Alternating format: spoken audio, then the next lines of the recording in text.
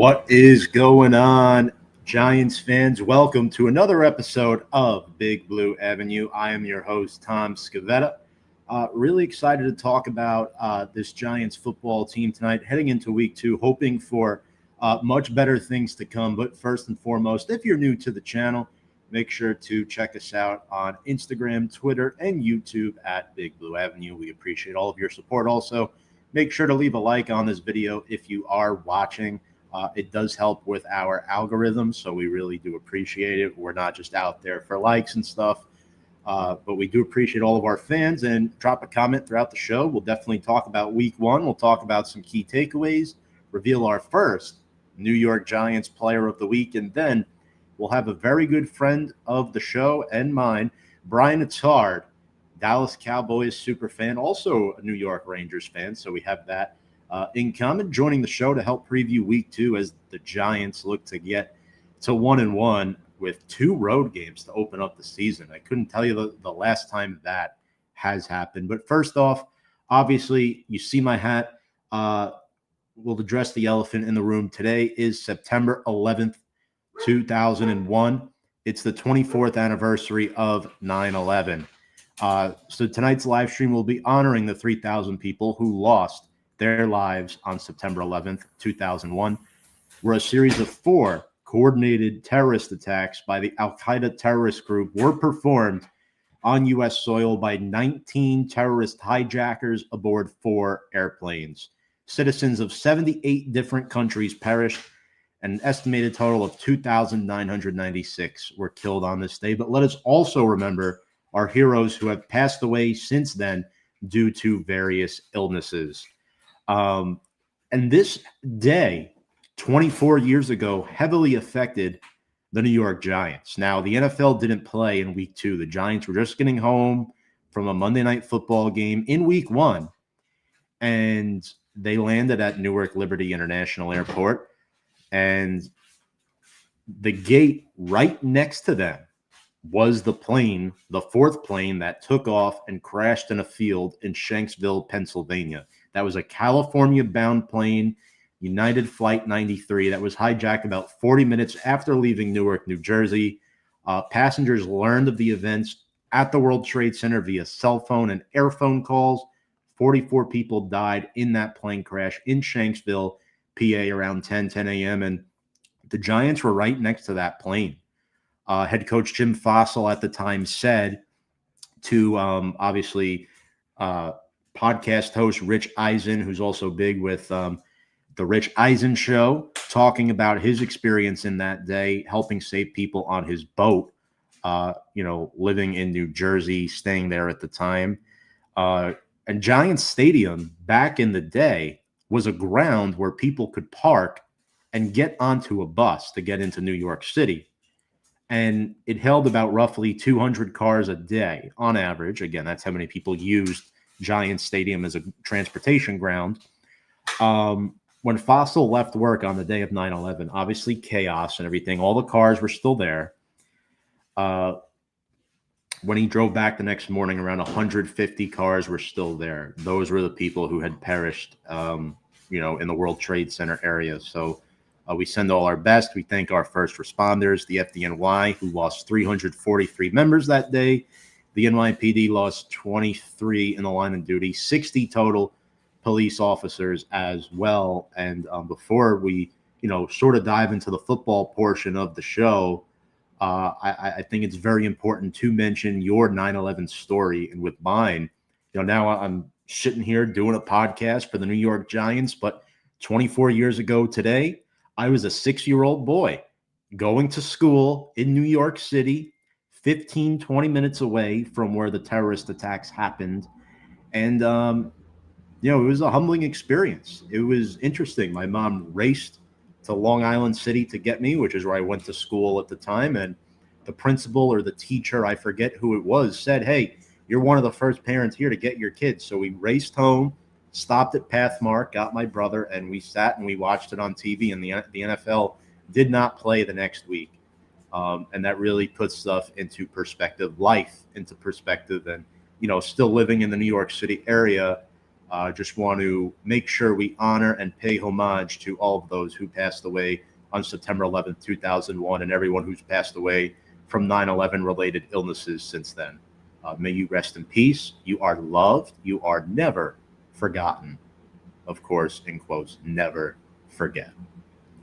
All right, folks, thank you all for hearing me out on that. I think it should go without saying on a day like today that, it's very emotional for a lot of people. Let's get into our week one takeaways, folks. The Giants clearly have problems in the trenches once again. They were awful. The Andrew Thomas situation is just so disappointing. This is a guy who's supposed to be a franchise left tackle. He's the best player on the offense outside of Malik Neighbors, you could argue, and he's just never available to play. This is a foot injury that has lingered since the end of last season.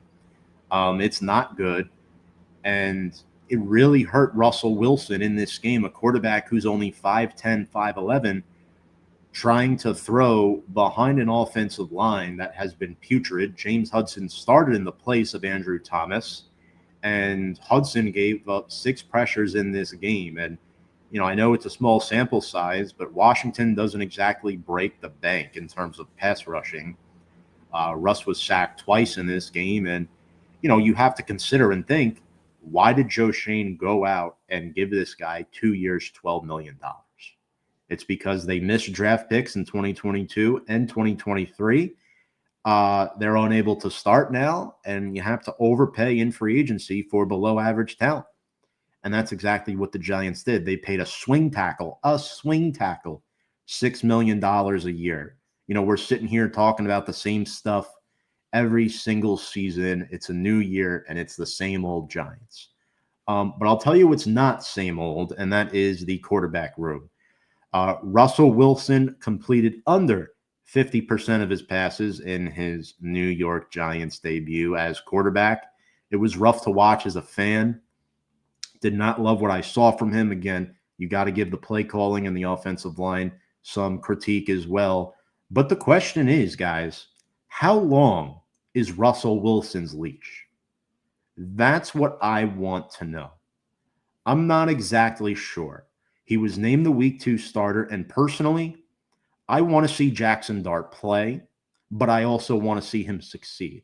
And the best chance for Jackson Dart to succeed long-term is for him to sit, develop, and learn behind Russell Wilson. Even if it's a losing season, that's fine.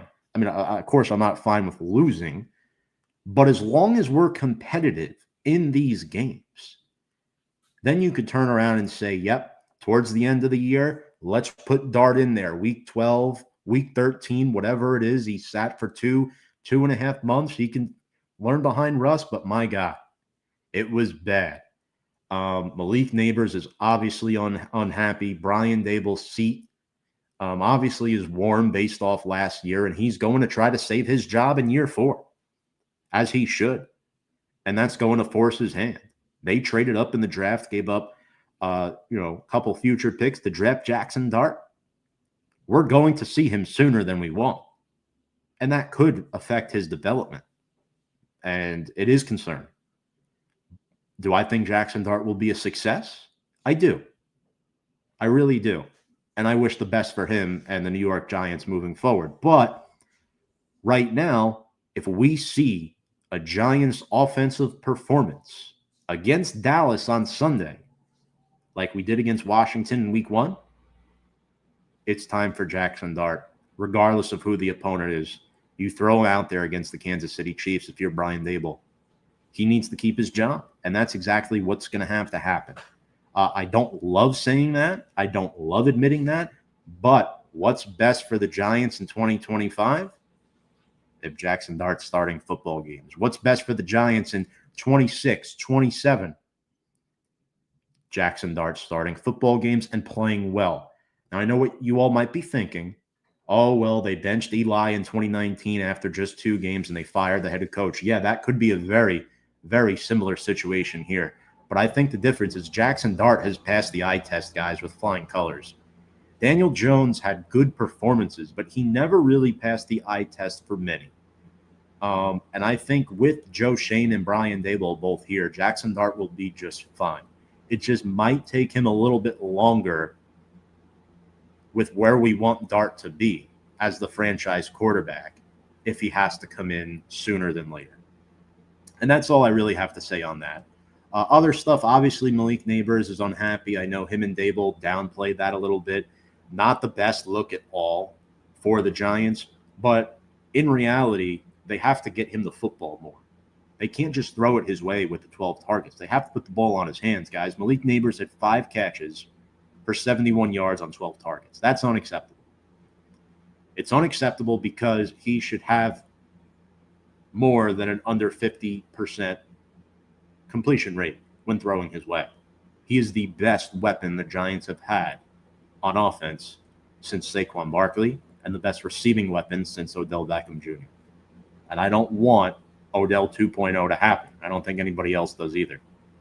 One bright spot, though, Cam Scavetta was awesome. I want to see him more. Scavetta had 7 snaps on Sunday. He honestly succeeded in all of them. He exceeded my expectations. Those 2 blockers that he trucked defensively, I mean, he just trucked 2 guys and moved ahead for 6 yards. That was awesome stuff. And then he had a couple of carries as well. So offensively, I think there are some bright spots there. I would like to see Thomas Fidone active in week 2. I don't know if we're going to get it, but it would be nice, to say the least. Defensively, we know Micah McFadden got injured. He is out for several weeks with a foot injury. He just got placed on injured reserve today. This injury will not likely end his season, but he will be out for a long time, and that is a massive blow to the defense because McFadden is a player who is not only a 5th-round gem, he's on a contract year. And, he wants to make his bank. Obviously, he loves being a Giant. He makes a lot of tackles. He's an awesome blitzer. He's very reliable. And this is the first time he's ever really been hurt, guys. So it does concern me a little bit that we have to sit here and think about, Darius Muasau is going to start until further notice. And that is fault on Joe Shane. They did not address the linebacker position in the draft. They did not really address it well in free agency either. In my opinion, you need 3 inside linebackers that could start in this league, and the Giants don't have that. They're banking on a 6th-round rookie from last year and Darius Muasau to come in and take the place of Micah McFadden, and that just won't happen. One of their depth pieces, Chris Board, is primarily a special teams guy. He should not be playing defensive snaps, in my opinion. Demetrius Flanagan-Foles is nursing an injury of his own. That's it. Then you got to look at the practice squad to guys like Zaire Barnes and Swayze Bozeman. Those are the 2. You're going to have to elevate one of them for game day on Sunday, and it's not going to be pretty. I thought the defense was average at best. They did not perform well against the run. They gave up 220 yards. It was just all in all, guys, it was gross. It was gross. You could argue, the defense kept Washington off the scoreboard a lot, but Washington sustained drives. They moved the football really well. And to be honest with you guys, Shane Bowen should be on the hot seat. The Giants must do better defensively if they are, in fact, going to compete in games this season. And it is definitely concerning. One guy who really shined, and he was the best player in week 1 for Big Blue, in my opinion, is our New York Giants player of the week. And without further ado, we reveal Brian Burns as our New York Giants player of the week. He had 6 tackles and 2 sacks on the slippery and mobile Jaden Daniels. He also had 2 tackles for loss with those 2 QB hits, played just over 67% of the defensive snaps. I'm interested to see how Brian Burns performs moving forward. I talked about on my recording earlier this week when recapping the game. It's up on YouTube if you haven't caught it yet. That Brian Burns, Kayvon Thibodeau, Dexter Lawrence, and Abdul Carter only played 8 snaps together, with all 4 of them on the field at the same time the entire game. And that's a problem. Those four need to be on the field rushing the passer, especially against a guy like Jaden Daniels. Look, you can send Tibbs, Lawrence, and Burns. Carter should have been spying Jaden Daniels a lot more than he was. It was very difficult to see. Did not like where we were with that. But Brian Burns had an outstanding performance. He does it well. All right, let's get to some week 2 transactions here, ladies and gentlemen. Before we bring up our guest in Brian Attard, who I'm very excited to have join us in just a few minutes. So I mentioned Mike McFadden placed on injured reserve. Tough blow. The Giants went ahead and to address some offensive line concerns, they signed offensive lineman Reed Holsky to the practice squad. He's a 2025 UDFA out of Miami, Ohio of the MAC Conference. He was released from the Texans practice squad last week, and Holsky officially signed with the Ravens during the offseason before heading to the Texans. The other move they made to clear space for him was they terminated the contract of guard McClendon Curtis. Giants also waived former 2023 sixth-round draft pick Trey Hawkins with an injury settlement, waived with no recall. And the Giants made another move. They added a receiver, a return guy, and Xavier Gibson, the former Jet, 24 years old, a 2023 UDFA out of Stephen F. Austin. He was mostly a returner for the Jets, and in fact, he played for them last week. He was waived after he fumbled in the fourth quarter. It was a brutal game. It cost them the win against the Steelers. The Giants are claiming him. We'll see what he does for Big Blue. Obviously, I don't want Wan'Dale Robinson back there with Gunnar Olszewski returning kicks, but Gibson is a guy who can have some pop. Back in 2023, he had 500-plus kick return yards and 319 punt return yards, and he had similar numbers in 2024 as well. So we'll see what he does.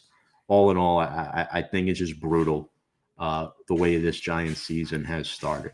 Quick shout-out, Daniel Berry. Happy Thursday. Hello, everyone. What's up, Daniel? That's Daniel Berry Sports Highlights. Appreciate you, Daniel, as always. And yeah, let's get into this week 2 preview a little bit. Dalo came out and said, yeah, Russ is going to be the week 2 starter. But if you're familiar with Russell Wilson, he's not what he used to be. And you're going up against, sure, a Micah Parsons list. I know that's not even a word, but Cowboys defense.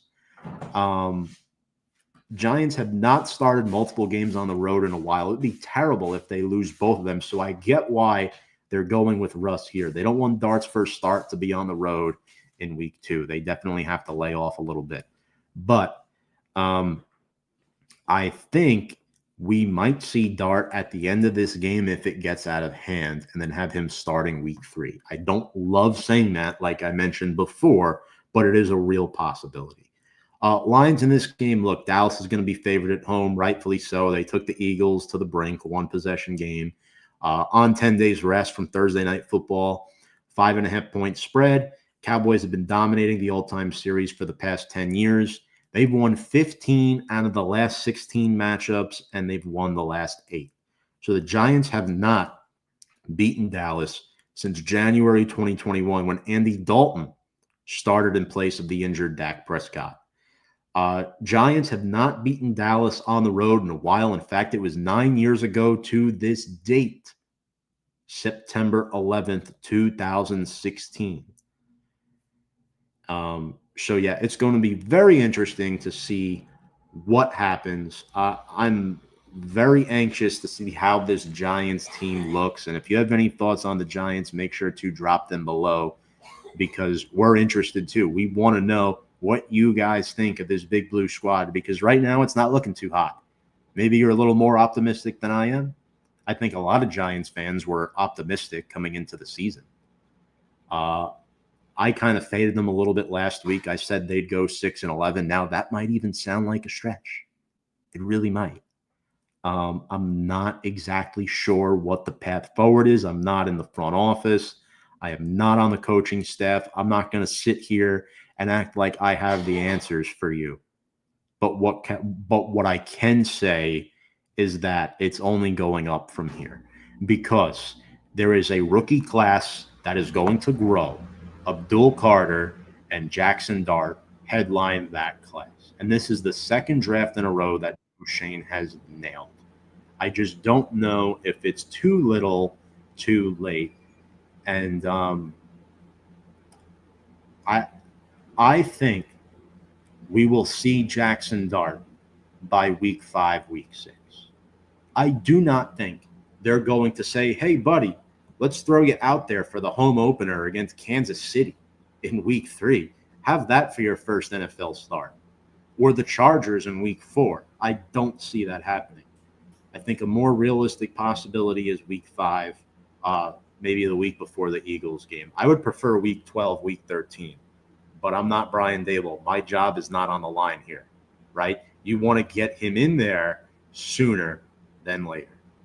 And let's bring up our guest for the evening now. He is backstage, the CEO of the Sports Box, using his StreamYard tonight. Brian Attard, how are you doing? I love this setup, by the way. You got some awesome stuff here. Any better, I'd be you, brother. How are you? I'm doing excellent. Doing as good as I can. You know, it's been a rough start to the season for us, per usual. It's been rough. I mean, it's growing pains. You'd be all right. Yeah. So, folks, if you're new and seeing Brian for the first time, he's a huge Cowboys fan, but don't worry. He's also a Yankees fan. He's also a Rangers fan, and that's his number one. He bleeds New York, New Jersey blue. I also hate the Cowboys more than most people, so it's kind of like one of those things, you know. So it's like that love-hate relationship that you like to deal with. So I'm going to throw the toughest question at you first, in my opinion. Mm-hmm. Was trading Micah Parsons the correct decision, and how will it affect the Cowboys long-term? So I think it was the correct decision for a couple of reasons, right? Number one, I don't think the Cowboys were a Micah Parsons away from winning something, right? And if you're going to commit what Green Bay committed financially to Micah Parsons, like, you need to be ready to win now. The Cowboys are not ready to win now. The Cowboys are nowhere close to being ready to win now. And I mean, that's not to say that could a deal have been reached earlier, which we have this criticism of Jerry Jones quite a bit, right? Is when you go back to Dak's contract, you go back to Lamb's contract, he's playing this poker game with himself. And he's terrible at it consistently, by the way, where players ask for X, they don't get X, and then Jerry gives them X plus something later because that's just the way it ends up. Like, he's a terrible, terrible card player.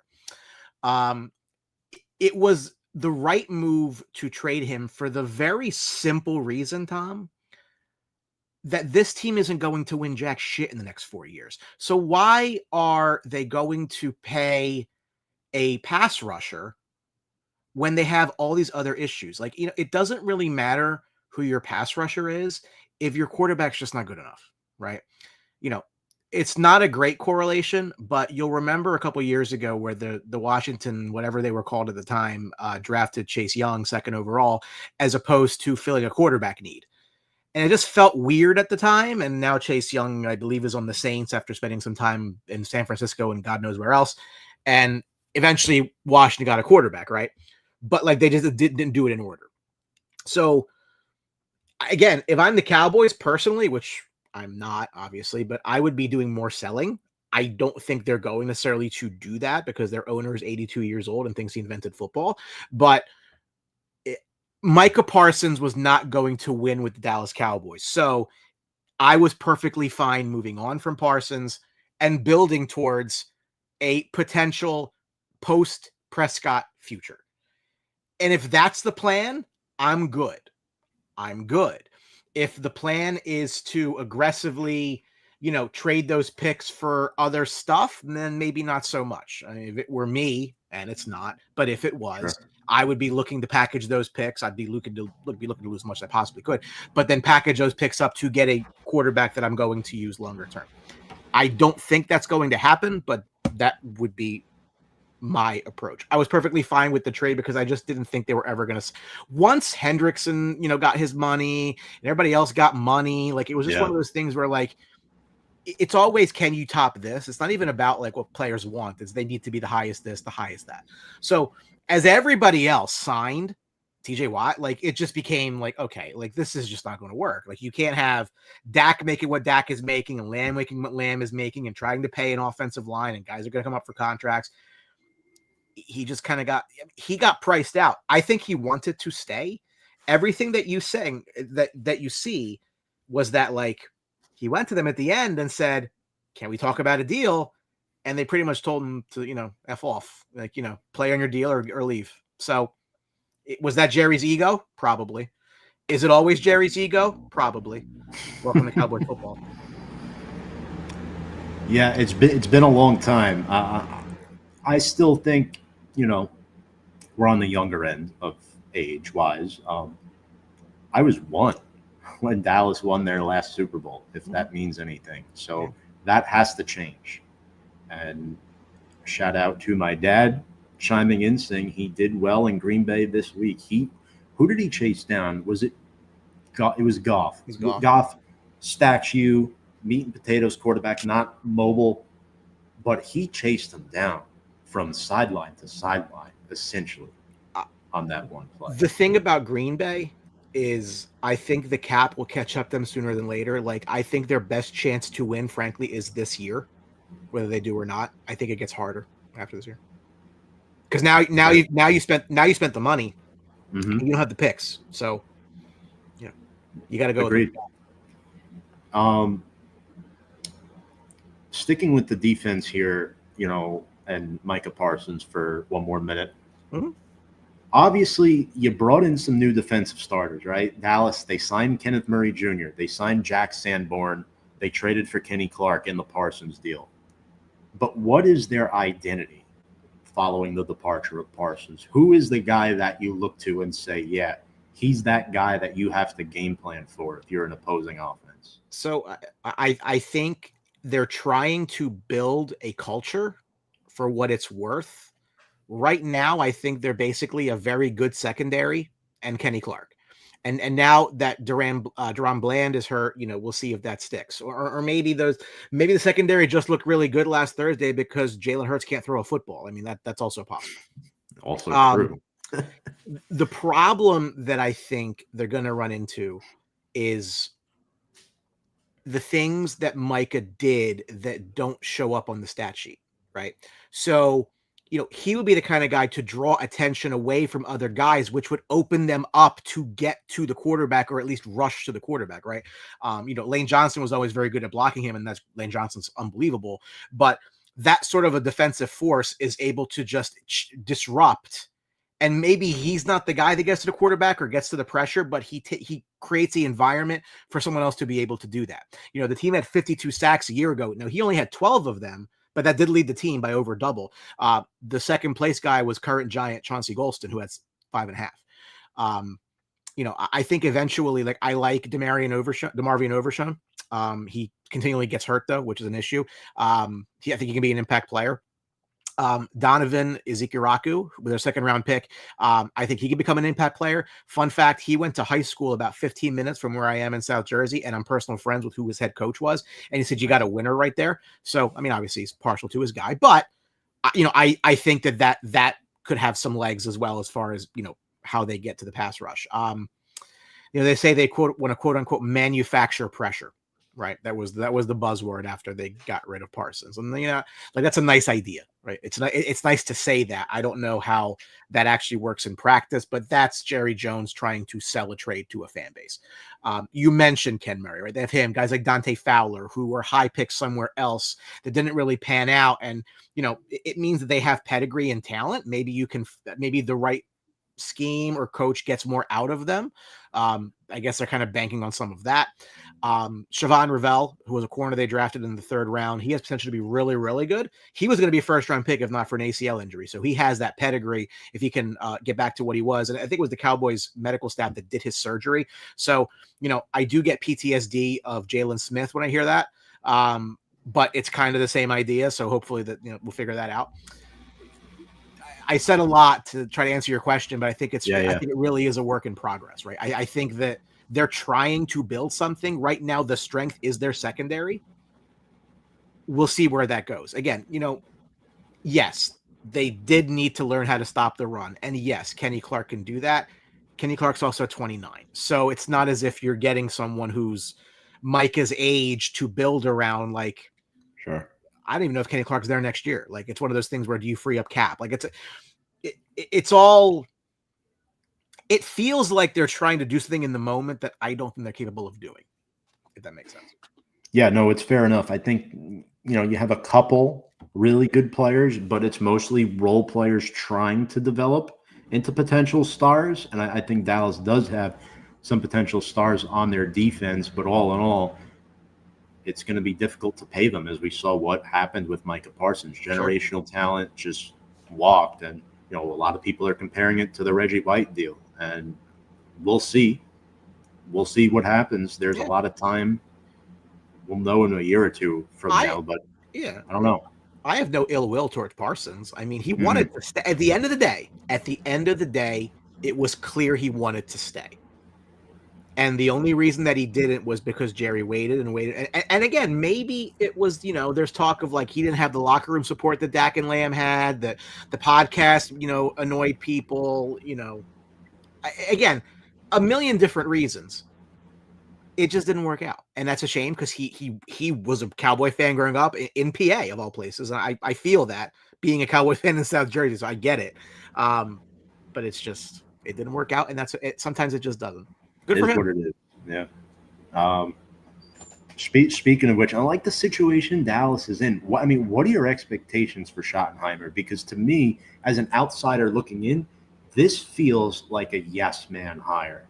And don't get me wrong, I think the story is great. Brian got very emotional on Thursday night before his first game as a head coach. And I'll be honest with you, I thought he did okay. I really thought he did okay with what he was given. He struggled when he was the OC with the Jets. There's no secret there. But it's taken him a little bit longer to develop into head coach material. And we'll see if it's more a transitional coaching phase or if he is here to stay. But I kind of want to get your thoughts because it does seem like a very unexciting hire.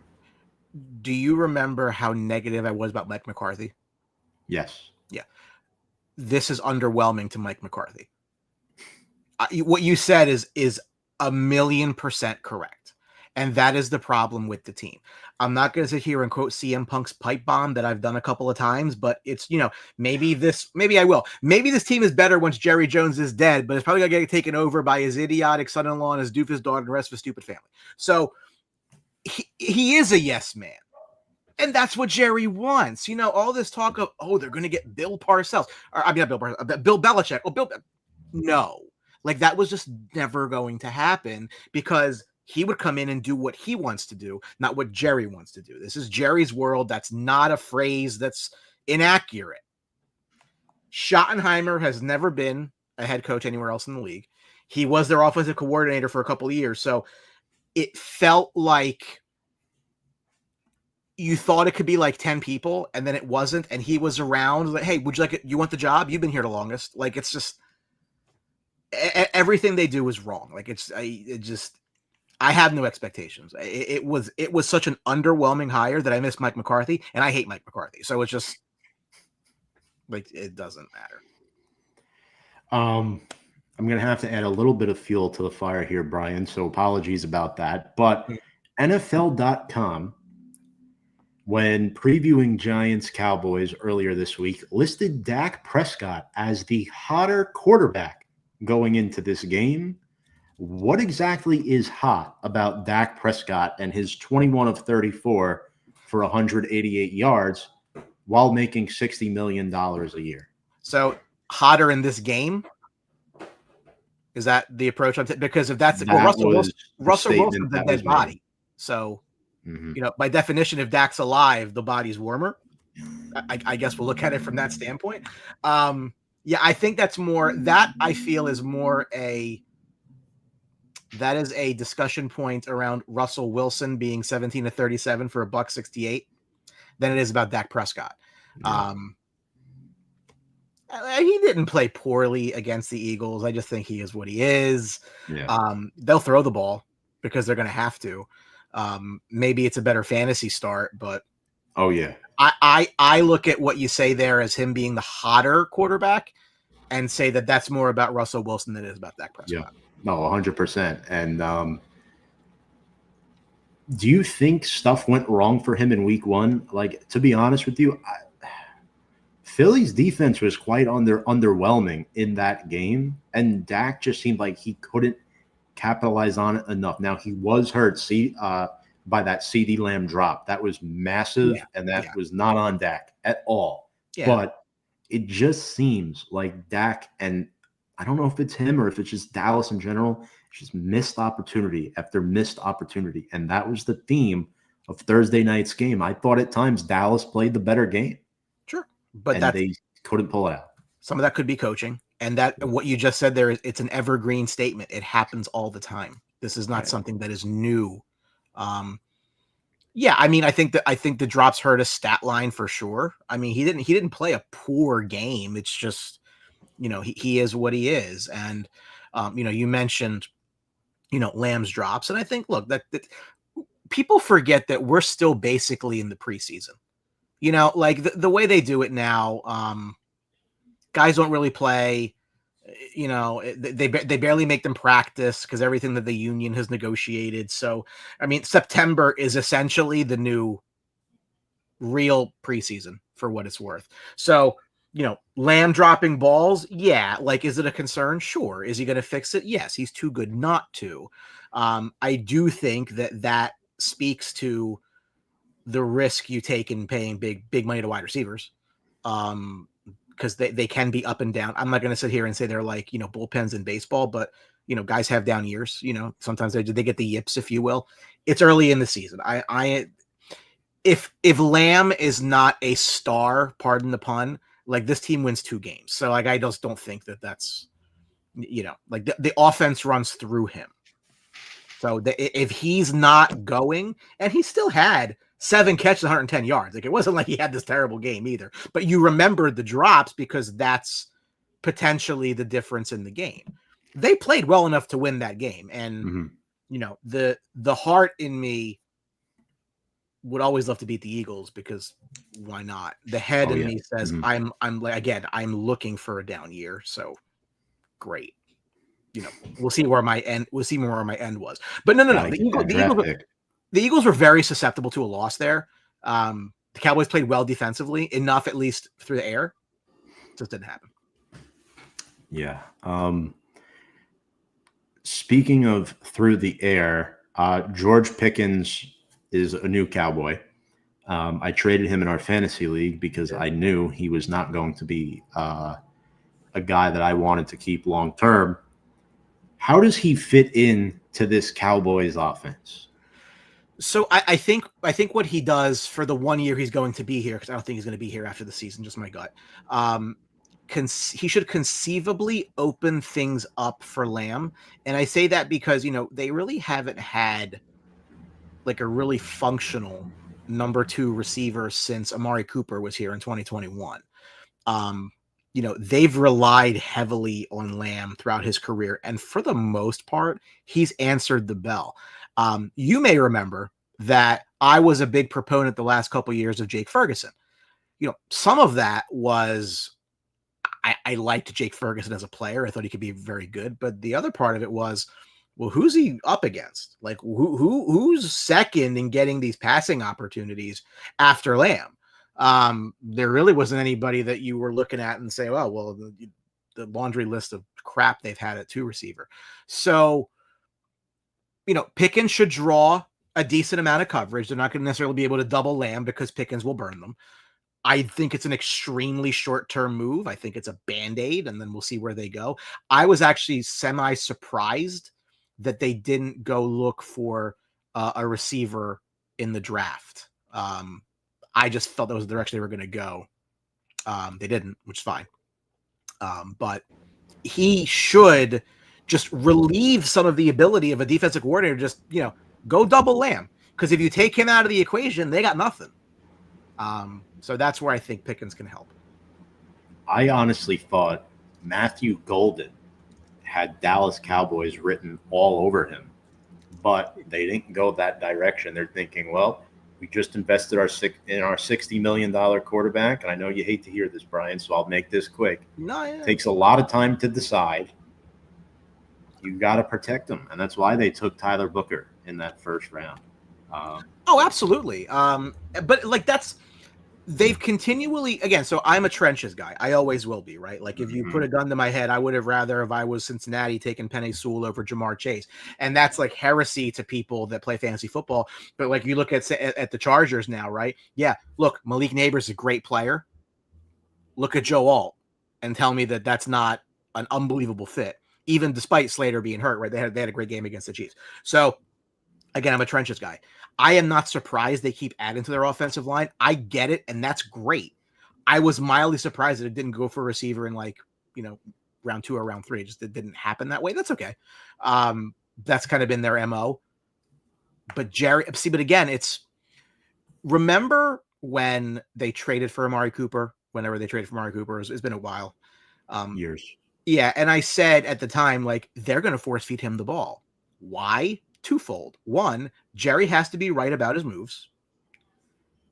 And 2, they got to make Dak look good, right? So that's part of the rationale for Pickens too, right? Like you need to make your investment in your quarterback look like it's panning out, or else you look like the idiot because the guy's going to sign whatever you put in front of him. So that's kind of where the offense is. Again, I think Pickens is he's a good receiver, but he's also the stereotypical diva receiver. And I don't know that that's a culture fit for what they claim they're trying to build. Now, they can say a lot of things. They say whatever they want to make you convinced that this is what the right move was. Right. I don't think he's there next year. I think they're probably drafting someone. We'll see. But in the short term, he should give Lamb some breathing room.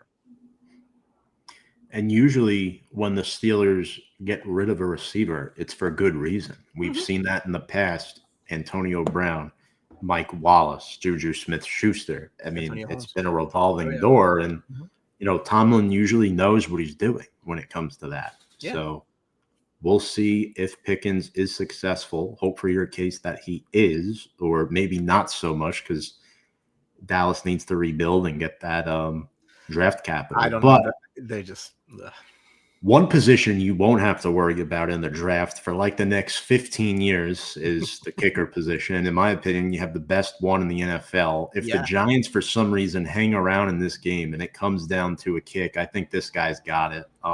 Former soccer player at Notre Dame, such an excellent kicker, especially in high pressure situations. What makes him so clutch?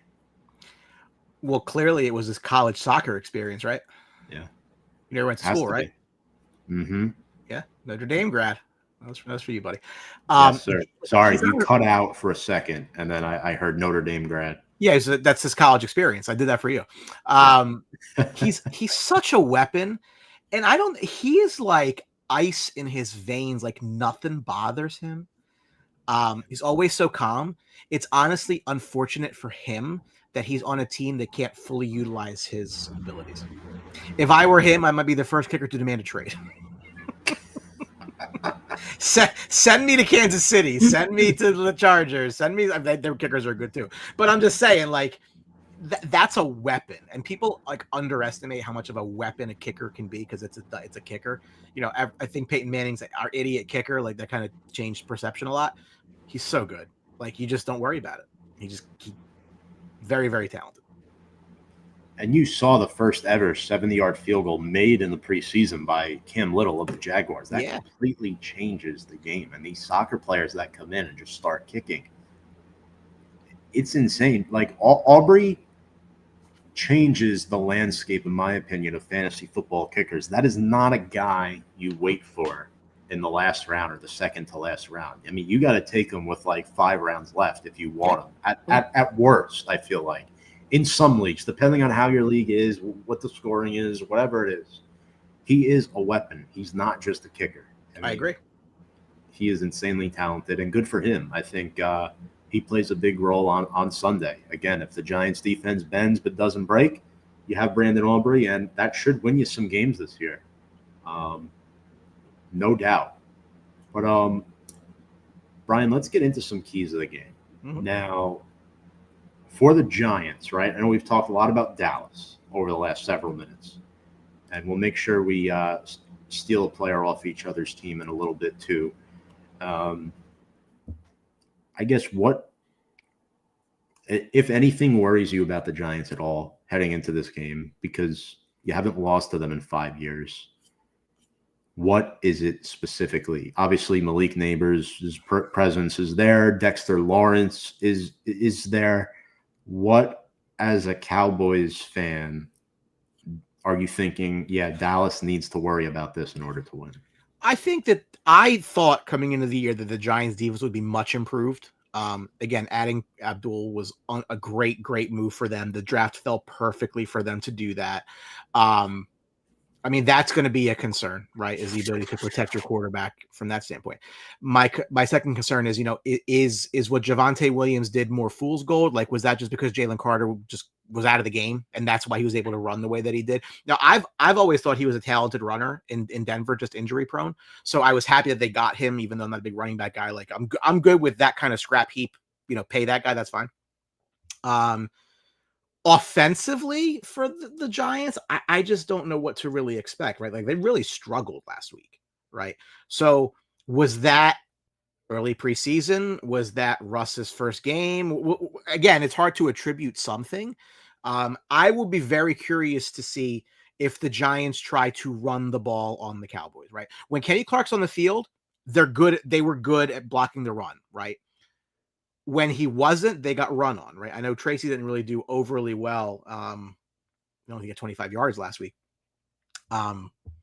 He might be a key to the game. I think that the Giants are going to need to establish the run to affect that Cowboys defense in a way that, again, look, Neighbors is a stud. He'll get his, but he can get more of his if they have to at least account for a running game. So a lot of that's going to be, up to what the line can do. I think, I'd give the ball to Scavetta a little bit more just to see what you got with him too. If Russ is the quarter, Russ was the leading rusher last week. I mean, that's not a recipe for success for the Giants. To pivot quick, did you see Scavetta truck those two defenders on that screen pass? No, I heard about it though. Oh my God. I mean, this guy could play. Yeah. If you didn't know that already after watching last year's college football play. I mean, that's a guy you root for, right? Little school, Sacramento State, transfers to Arizona State, short guy, but bulky. That's a guy you root for. He's a player's coach. I mean, he's a coach's player. Little Doug Wilson for him from the old Bucks maybe back, the muscle hamster, right? Look kind of short, stocky, like Mm-hmm. Very I see the comparison. I could see that. I mean, I kind of brought it up last week, and somebody in the comment section got upset about this. I was like, eventually, I think Scavetta overtakes Tracy because Tracy is more of a receiving back anyway. That's what he was at Purdue. I like Tracy. He should be the number one for most of the year, but eventually it's going to be a 50-50 timeshare. And Doug Martin, I'm sorry, I took me a second. For the Bucks, yes. Yeah, Doug Martin. I'm sorry, I knew that was right when I said it. Doug Martin was the runner that I thought, like, again, kind of took over for LeGarrette Blount at the time. He that short, stocky, Yeah. But yeah, I mean, I do think the Giants need to run, especially with what you guys did last week, like holding Saquon to under 3.5 yards per carry. I thought was awesome. I mean, the only time Dallas gave up any yards was when Hurts saw nobody open, knew he couldn't throw an accurate ball in a tight window, decides to take off and run. But You know what it is, and this is what drives me nuts, right? Is people will say that guy's an elite quarterback, and I'm like, I don't know what the hell you're watching. But secondly, those runs happen because their offensive line is unbelievable, right? Like, all rushers are a function of their offensive line. So, it's just like, give credit where it's due. I don't really understand it. No, absolutely. Those five up front are outstanding. If you're the Giants, you have to win in the trenches in this game. Andrew Thomas, limited in practice today. He did not play in week 1. And every time Andrew Thomas does not play, the entire offense falls apart. I have never seen one player mean so much to an offense. Like when he plays, the offensive line looks good. When he does not play, it looks like worse than the NFL. And it's a damn shame. It really is a shame because his replacement gave up 6 pressures last week. And this is a guy, Brian, Joe Shane went out for a swing tackle. $6 million a year for a swing tackle, a backup swing tackle. And he performs like this. I don't know what it is personally that's wrong with the Giants offensive line, but I mean, you know better than most. It's been a problem for us since 46. It's insane, actually. It's actually insane because, you target Malik Neighbors 12 times and he only gets 5 catches. Well, why is that? Every throw to him is rushed. Like there's no time. There's disconnects between him and the quarterback. And well, I don't know. It's frustrating. Look at the bright side. It won't be Micah Parsons causing pressure. Yeah, I know. But you still got Sam Williams has developed nicely. Marshawn Nealand, the rookie, or second year, I forget. He's solid. Odigizua is still there, right? He's got some game. And defensively or offensively for Dallas, I think it's going to be a challenge to pressure Dak Prescott because yes, we have an elite pass rush, but they only played 8 snaps together, those 4 guys last week, and Carter, Thibodeau, Lawrence, and Burns. And the Dallas offense was 7 of 11 on third down against Philly last week. Why do you think that was? Do you think just, the offensive line was good, or just Philly lacking the blitz? Was Vic Fangio's defense just not? I think good? Again, the Eagles defense didn't really play like a great game. But I think honestly what helped them is Jalen Carter wasn't there. I mean, you have to account for that, right? That's why, like, for me in this game, I really want to see if they can get another good rushing game from Javonte Williams. I don't need to see Miles Sanders ever again. Like, that just didn't work. You drafted Jaden Blue. Like, why don't you see what you got in him? But, Washington ran all over the Giants a week ago, right? So this is going to be a key where we say, can you, and they haven't been able to for years, can you, as a Cowboys offense, have a legitimate rushing attack, right? Part of the reason that Dak puts up these kind of gaudy numbers at times is because, like, they had this, like, allergy to running the ball, right? So your offense, so your quarterback, he just throws a lot more. It's not because it's just opportunity. You gave your 2 receivers. Also, and that's an interesting, when you have those 2 receivers, you have them on both sides of the field, that should help your running game, right? Because you do have to at least account for those guys. Pickens helps, right? Not just Lamb, but also I want to see if Javonte Williams can do it again. And again, Krosky Merritt ran nicely in his first game last week. Jaden Daniels was their second rusher. I mean, Dak's not going to do that. So I want to see if their rushing success was no Jalen Carter. I got to know where that goes. No, absolutely. I think that's a good point. Players to watch, and then we'll swipe one at the end of this segment. If Brian, to the Giants fans watching right now, may not know a whole lot about the Dallas team this year. Outside of Dak, Lamb, Ferguson, there's a lot of new faces. Who poses a threat? I know you've talked a little bit about Pickens and Javonte Williams, but who on either side of the ball poses a threat to potentially go off in this game? Yeah, I mean, look, if they can commit to running the ball, Williams should have a good game. Jaden Blue was a draft pick that they had in the draft that he was like the hot name, like who can win the Cowboys job, because it was kind of like a committee, and he had the rookie pedigree. We'll see where that goes. Kevontae Turpin, who's been primarily their kick returner, they want to use him more in the passing game, and he is electric in the kick return game. He showed a couple flashes in the passing game. That's another weapon that can be very, very interesting if you use him the right way.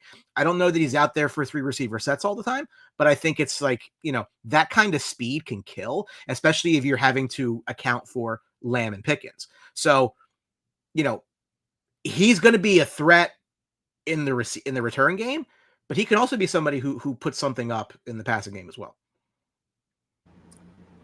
I definitely agree with that. I also like Trayvon Diggs for Dallas because I don't know if it was just the fact that they contained Barkley well on Thursday Night Football, but A.J. Brown only had one catch last week, and it was towards the end of the game too. I don't know. I just thought. Yeah, well, I know Duron Bland is dealing with his stuff, but there's more than meets the eye with that. Number one, his quarterback stinks, but number two, he's nursing a hamstring injury, and I think that they're not letting on how bad it is. Who knows? Right. But I think that people were warned, don't draft him in the second round of your fantasy draft, and people still did it. Listen, Devontae Smith fell like I think round 5-6 in most drafts, and I think that that's right. And it's not even a shot at Devontae Smith. It's not. It's just a situation. No. I think for the Giants in this game, and then you can tell me if you agree, I think Wan'Dale Robinson has a chance to have a good game because with Duron Bland potentially being sidelined for a couple of weeks with the right foot, right? Wan'Dale's a guy, 6 catches, 55 yards last week. Russ needs to get the ball out quick.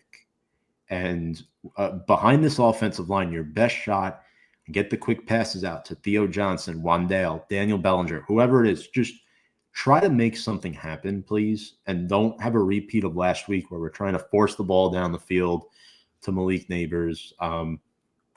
Darius Slayton, we paid $12 million a year to come back, and he had 1 target in the game, no catches. Jalen Hyatt, healthy, active, didn't play a single snap. Yeah. So I think Wan'Dale's going to be critical. So I think that what you're saying is right in that now there is, as good as the secondary can be, it's wounded, right? So it's Kyer Elam's probably starting across from Trayvon Diggs. Like that is a weakness that you can exploit. And the more that they exploit that weakness, like if it were me, and it's not obviously, if I go to Wan'Dale early in the game and start to affect the way Dallas defends, that should open up Neighbors, right? Like if they can't cover Robinson because they just don't have the horses, then you're going to have to adjust the way you cover, and you're going to draw coverage away from Neighbors, which should open up Neighbors, right? Now that's going to then be up to Wilson to make the play. We can debate whether he still can or not, but that should be part of what their game plan is, would be what I would say. Yeah, well said. Who else on the Giants are you thinking before we move on here to watch on either side of the ball? Yeah, so I came on slightly late. Are they having any kind of packages for Dart? Like, are they trying to like at all? Like, because that was the story was that, oh, there are going to be some packages Jackson Dart. Like, what is that looking like? I think somebody heard Dable say that, like there's packages in there for him, and you kind of just took it and ran with it. I don't think we're going to see him on Sunday. If that answers the question. I don't know personally. I mean, I don't think Russ is going to play well again. So we might be looking at him in week 3, which is terrible because I don't want to. As much as I want to see him, I don't want to see him in week 3 against Kansas City.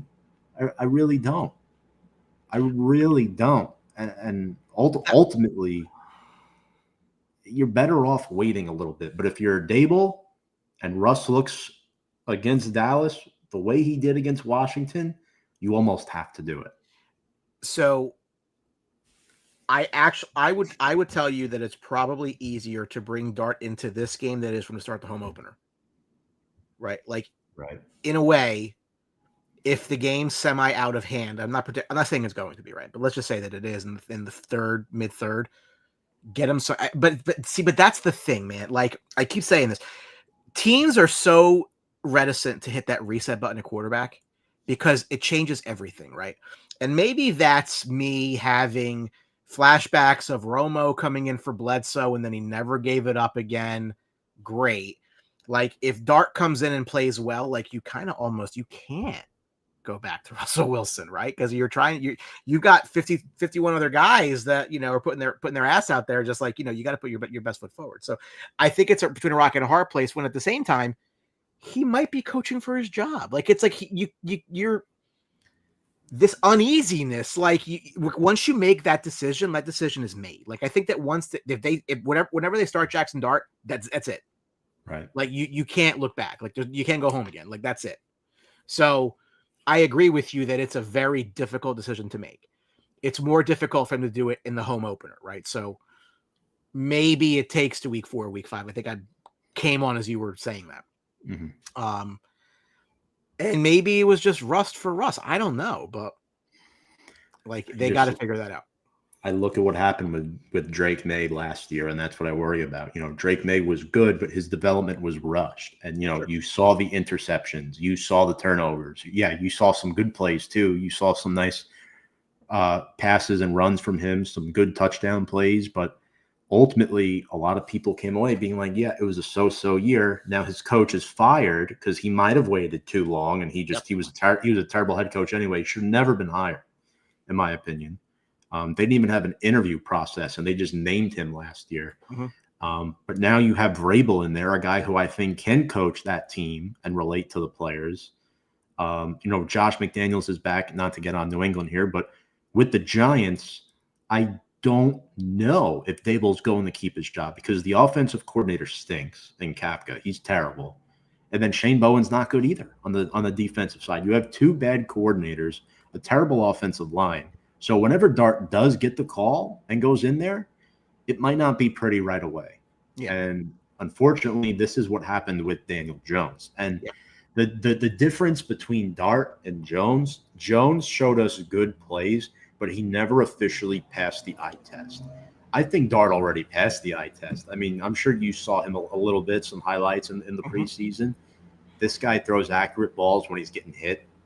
He's unfazed. He's a tough kid, man. I mean, I've never seen what I've seen in him in this short amount of time than I did with Daniel Jones in 6 years. I just never saw what I see in Dart now than I did with Jones throughout his 6 years. So that's where I'm at with that. No, it's a tough decision because once you make it, you just can't take it back, and that's where I think that again, if Daboll's coaching for his job, you might get a little trigger happy. Yeah, gotta push the button. Yeah. So Brian, with a few minutes to go, who are you stealing from the Giants? Who's a player on the Giants that Dallas could really use? I know we might have just talked about it in the last segment. Listen, that's who it is. Jackson Dart would solve a lot of problems for me personally. So that's, I want them to hit that reset button. I want them to start slamming that reset button, but they just don't want to do it because it's Dak Prescott. No, I mean, listen, I again, now I have my own controversial views on things, and that's fine. I don't care if you people like them or not. I'm a big guy believer that if you're a quarterback and you don't go in like top 15, top 20, maybe this league falls over itself to overdraft quarterbacks. And they may just not think you have it. Doesn't mean you can't be good. It just means it's kind of more difficult for you to really necessarily become an elite guy. Dart can be good, right? I mean, for them to have gotten him with Carter, I thought was a very, very good draft. I think the concern would be, I am not predicting this, so don't take it the wrong way. But if they end up really, really high in the draft, are they committed to Dart enough that they wouldn't go for the high, big name and then figure out Dart later? And that there's pros and cons to that, right? You have to weigh that out. If you remember, it's history now, but they were hot and heavy after Justin Herbert, but they couldn't do it because they had just taken Daniel Jones the year before. Who knows, right? I think that would be, I personally would think if they liked Dart enough, they help the team more by using that pick on somebody else or trading it down and really helping your team. But that is one of those second guess situations. Man, this quarterback was right in front of you, didn't take him. And then what? The Giants are in a weird spot where they have a lot of very, very, very difficult decisions with a lot of future reverberations. Yeah. It's bigger than just this year. It is. Ultimately, I think they gave up draft capital to trade up for Dart. So, I think he's going to be the week 1 starter next year, regardless of, what happens in the draft. It also depends on if Joe Shane and Brian Daboll come back, right? John Maris said he wants to see improvement. They have to get improvement. And I think it starts with the trenches for them. And that's why, Brian, if I'm stealing a player from your team, I am stealing Tyler Guyton because I think he's a good, young, raw tackle prospect who can enhance his skills on their Carm Bracella, who's not a bad offensive line coach for us. We saw a lot of improvement last year, but Evan Neal was a bust. He's a backup guard. He's healthy scratch on game day as of last week, which was terrible for a guy entering his contract year. And I just think in order for us to have a chance this week, we need good line play, and our biggest hole is at left tackle. So I am taking Tyler Guyton if I had the choice. So that's what I'm going to roll with. You don't want Mozzie Smith? All right. It's fine. He'd be up there a little bit, but yeah, no, I think we're okay there. Next to Dexter Lawrence, though, you could argue that is another hole on the defense as well. Yeah. All right, let's get into our game predictions. Brian, I mentioned this before you came on. Dallas has won the last 8 matchups and the last 15 out of 16 matchups against the Giants. In fact, Dak Prescott has only lost twice to the Giants, and both of those losses were 9 years ago in 2016. It's kind of hard to pick against them in this game. They played well enough to win last week, right? They did.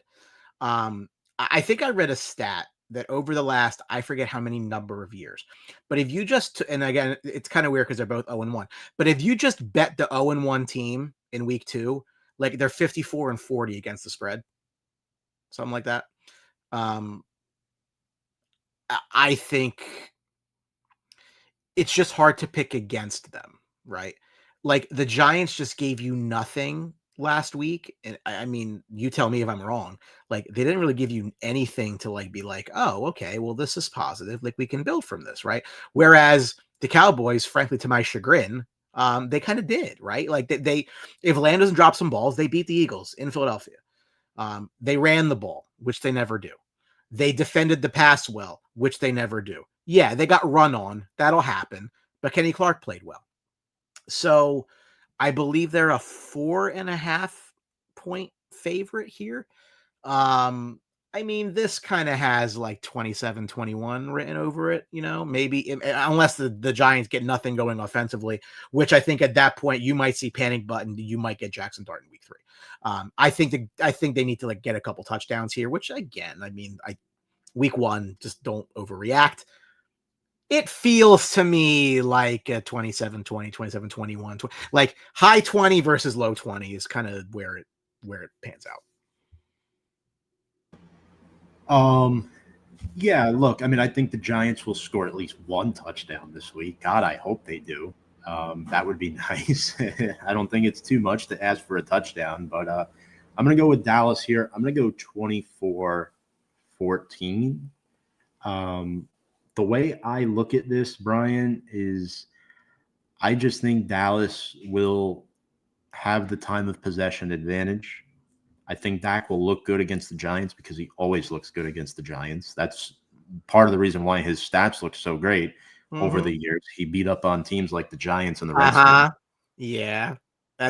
There was one year where like he had a bunch of touchdowns, and if you look back, it was all the Giants in Washington. Like it was like 4 touchdown games every one of those, and then like it just pads the stats. That's what he does. I think Neighbors gets in the end zone, and I think either Tracy or Scadaboo gets in as well for us. I think CeeDee Lamb has a good game, 80-90 yards, a touchdown. Ferguson has a good game. He had 5 catches last week. Giants gave up a touchdown to Zach Ertz last week. So all in all, I think Ferguson has a good game too.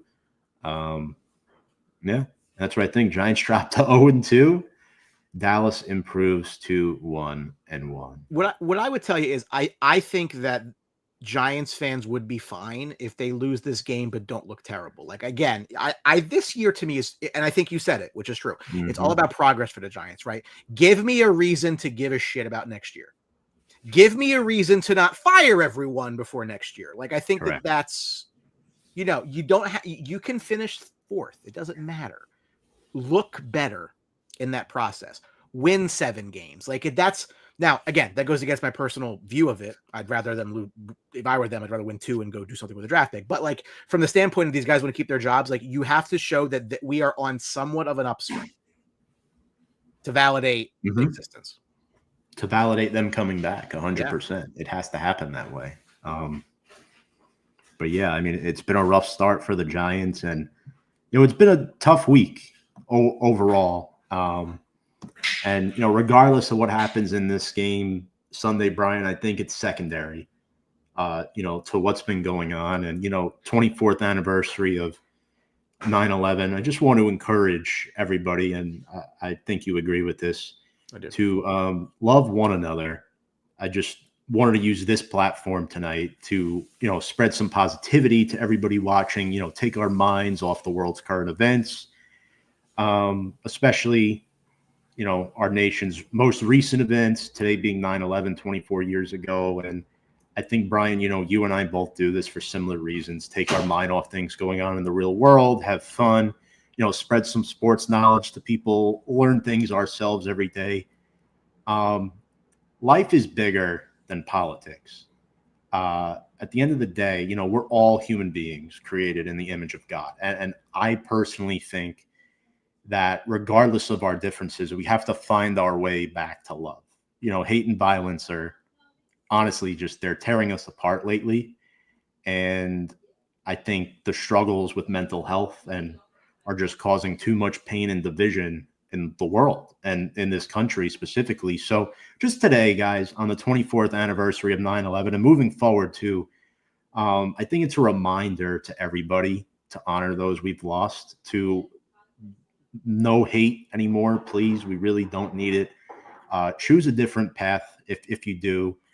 Not everyone thinks the same way 100% of the time. Even if you agree with somebody, it's important to love them, and you don't have to like them, but I just encourage everybody, love your family, your friends, your neighbors, perform an act of kindness tonight, guys. Whether it's, call somebody you haven't called in a while, send a text to somebody saying, hey, how's it going? Hope you're enjoying this, that. Just read a book to your kid, do something. Most importantly, just love one another, guys. I think that's a message that needs to be spread in the football world, in the real world, in work environment. And Brian, I know you and I both do this for similar reasons. So I do think it's important to, spread that positivity and spread love around the world. And even if you don't agree with everybody on the same thing, we have more things in common than we think we do at the end of the day. And we're all human beings. I think if there's one thing I would say, and again, I'm not taking anybody's side, I really don't care, but yeah, just think about how united everybody was 24 years ago tomorrow, right? That's September 12th, where none of it mattered, right? Like, yeah, we're never going to agree on everything. That's why America's as great as it is. If you really want to break it down, right? But we were all on the same team. And when that's, that day was when everybody was proud to be an American, no matter what your background was, no matter who you were, no matter who you supported, it didn't matter. So that to me I don't know if we're too far gone to get back to that, but that's that feeling. And I was a senior in high school at the time, right? So it wasn't like I'm, this worldly person at the moment, but think about just, what that day was like. I think we should all strive to get back there. Well said, Brian, as always. And yeah, just love one another, guys. That's it. Over hate at the end of the day. Always choose love. Brian, thank you so much for hopping on tonight. This has been a blast. Where can people find you and your work over at the Sports Box? So at Sports Box Sports, we have a lot of shows throughout the week. We have Game Winning Drive on Wednesday nights, our flagship football show. I'm generally on the Sunday morning NFL pregame. I won't be this week, but I do obviously will be doing that. I also am the sole proprietor of Blue Truth, which is one of the best New York Rangers podcasts you're going to see. It's my personal favorite, but it should be because I'm on it. We just had our kind of season return this past week. Hockey's coming back, thank God. In fact, I just like let the world know I'm really like on a Cowboys like strike. Like the only reason I'm wearing this hat is because I love Tom. Like I just wanted there to be like a Cowboys fan on the Giants show, and I wanted to play the part. Right, I didn't wear a T-shirt. I just wore the hat for Tom because it's Tom. Right, but I don't like them currently. Like I just want the quarterback to go away, and I don't think I'm asking that much, but apparently I am. If you're listening, Jerry, throw them away. Jerry's not listening. Jerry's on. That's all Dallas needs. So make sure to go check out Brian. They do an awesome football show on Sunday mornings over at the Sports Box. I've been on it a couple of times before. It's personally a lot of fun. I don't want to keep you guys any longer from Thursday Night Football. I'll have our social media scrolling across the ticker below. As always, Big Blue Avenue on Instagram, Twitter, and YouTube. Brian, thanks again for joining me tonight, folks. Have a good night. Let's go Big Blue, and appreciate you all, and I'll see you all next week.